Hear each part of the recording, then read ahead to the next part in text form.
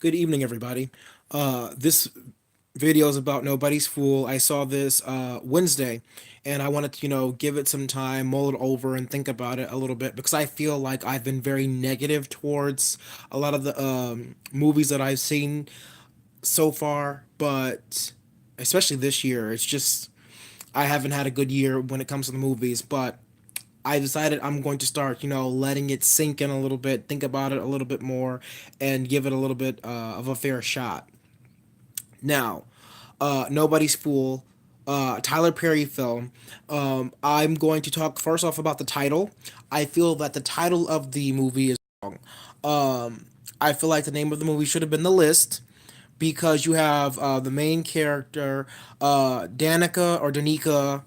She's called two different names throughout the film, and she works for an advertising and marketing agency. She's working on a perfume called The List. And it's weird because she also has a list. And the list contains all the things that she's wanting in a man. And she has this list because her mother had a list. And the list was so important, the perfume was so important, the idea of a list of having everything you wanted in a person written down and specified and clarified. And they just kept drilling in this film list, list, list, the list, my list, mom's list, the list. Are you done with the list campaign? I mean, it was just the list all over the place. And I understand that maybe the list isn't a very attractive name, but it should have been the title of this film. Now, Nobody's Fool, it was advertised as like this catfishing movie where you've got and Danica trying to figure out who she wants as far as a man and thinks she finds the perfect man until her sister gets out of prison and tells her, yo, you're getting catfished. You've never met this dude. You don't know what he looks like. You've never seen him. He's got all these weird excuses. He could be someone that's playing you. And so, from the trailer, from the way this movie was advertised, you would think that that would be the main focus of the film, but it's not. It's about the list, and the whole catfishing part is so microscopic in the grand scheme of things that you sort of feel like you've been taken for a ride when you go and see this movie because it's not what you would expect.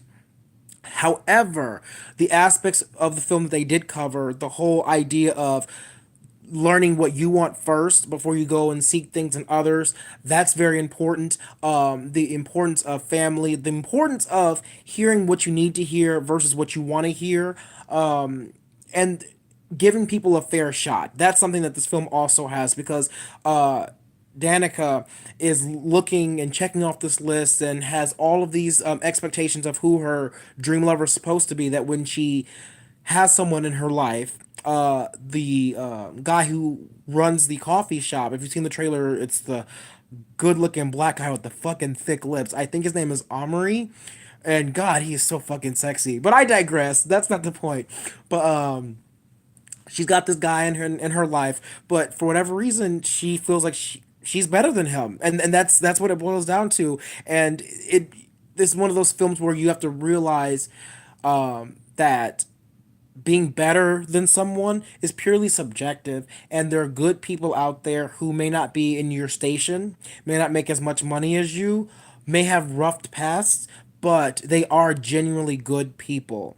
And that's something that this film I think covers because in our society we typically judge people very heavily on their past, and Danica did that, and she made a huge mistake and she realizes that. But I mean, was it cliche? Yeah, it was cliche, but I'm glad she realized at the very end that she made a mistake and she shouldn't be so judgmental. She shouldn't be so snobby. Now, when it comes to the pacing of this film, I felt like it lasted too long, that there were some parts in it that just didn't do it for me.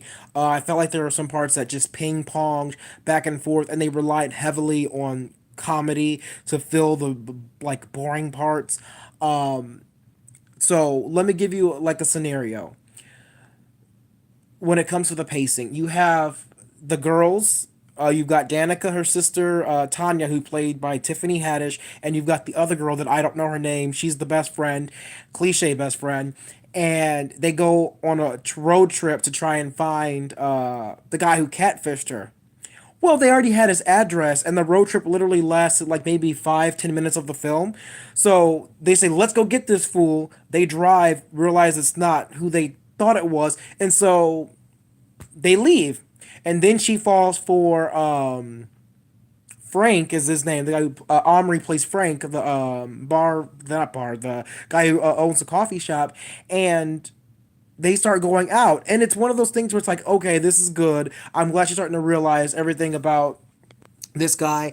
But at the same time, you're wondering, why is this movie still going on? What's the point? We're seeing all of this stuff. Is there something about this guy's past that we don't know? Like, what's about to happen? And comes to find out that the guy who supposedly was catfishing wasn't really a catfish. The reason why you got the catfish people who gave her the wrong address was because, dumb explanation, the guy lived on an oil rig and he had his cell phone number, plan, or whatever underneath somebody else. So whenever they used the cell phone to track down the address, it came up under somebody else. That's why they went to somebody else's house and it wasn't really him. Now, do I think that explanation was dumb? I just said it. Yes, it was. And I'll say it again. That was stupid. And I'm thinking to myself, okay, so she's been dating this dude, Frank, who she's known for 3+ years, and she likes him. This guy shows up after not speaking to her for 3 or 4 months. And does he have explanations? Yeah, he does. There was an issue on the oil rig. Shit happened. Shit went down. There was a life and death situation, but everything's fine. He's fine. But at the same time, she moved on.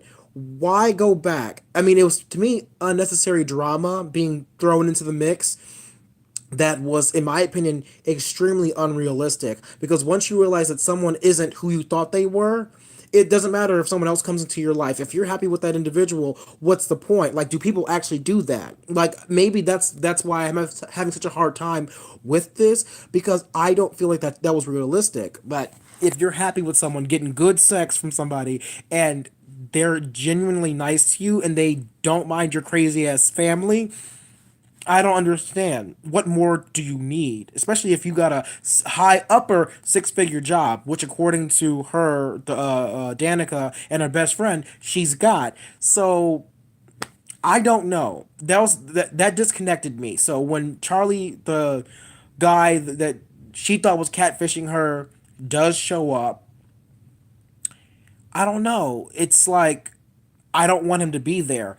Then she goes and breaks the other guy, Frank's heart, by going out with Charlie. She says she just wants to see what's going on, what happens, and comes to find out Charlie is kind of a weirdo, like a weird douchey guy.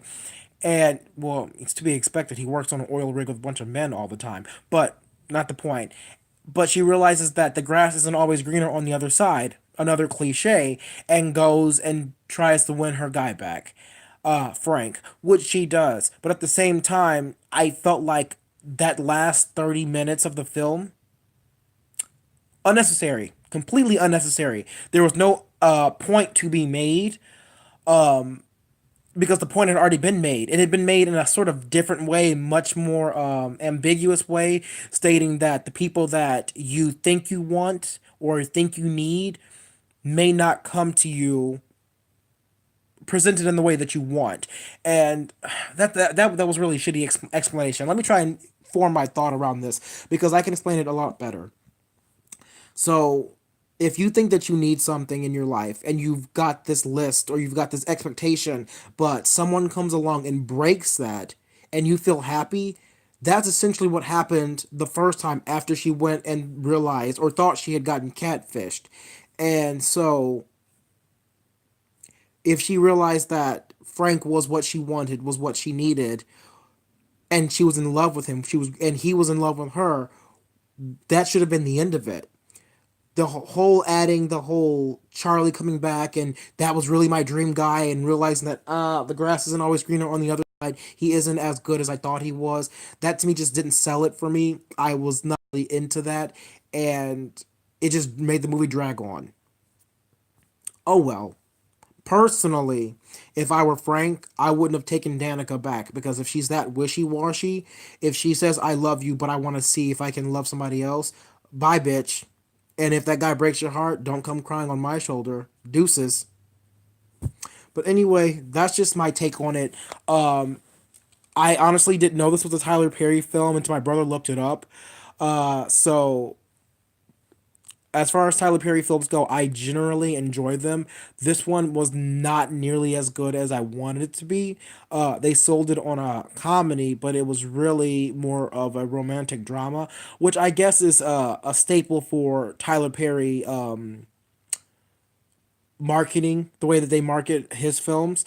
They market it as comedy, but really there's a shit ton of drama, tension, and romance sprinkled in. So I guess I don't know what I was expecting.